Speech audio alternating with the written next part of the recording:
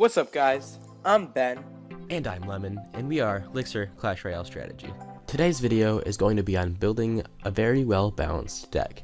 So Lemon is going to start off with a deck he made from the first 8 cards available for unlocking in the game, and he'll make edits as needed. These are the Arrows, Bomber, Archers, Knight, Fireball, Mini P.E.K.K.A, Musketeer, and Giant. This deck doesn't have any epics in it, which is unfortunate because in the lower arenas, epics are very strong.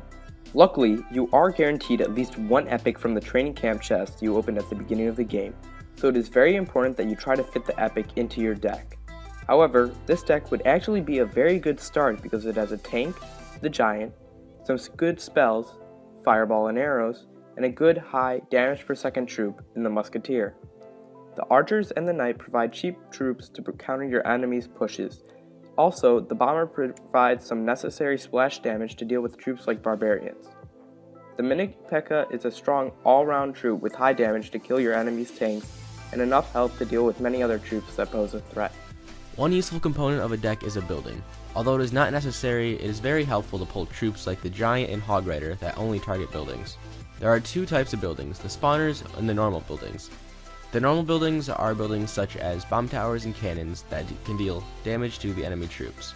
The spawners are buildings that spawn troops such as the Goblin Hut, which spawns spear goblins, and the Tombstone, which spawns skeletons.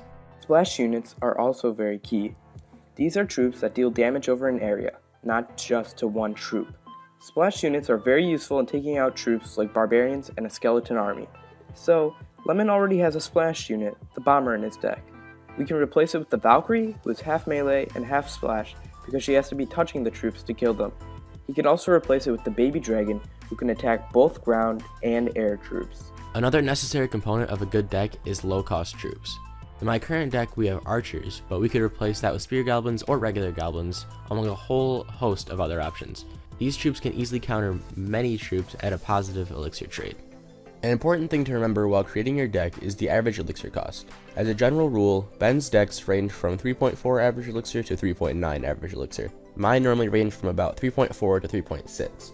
If you go over that, you should highly consider using an elixir collector. Too high elixir decks can be much more problematic than low elixir decks due to the inability to counter the opponent easily. Low elixir decks can be difficult to manage as well, but they can be effective due to the constant pressure on the enemy. This is Ben. And this is Lemon, and we'll see you guys in the next video. Peace out.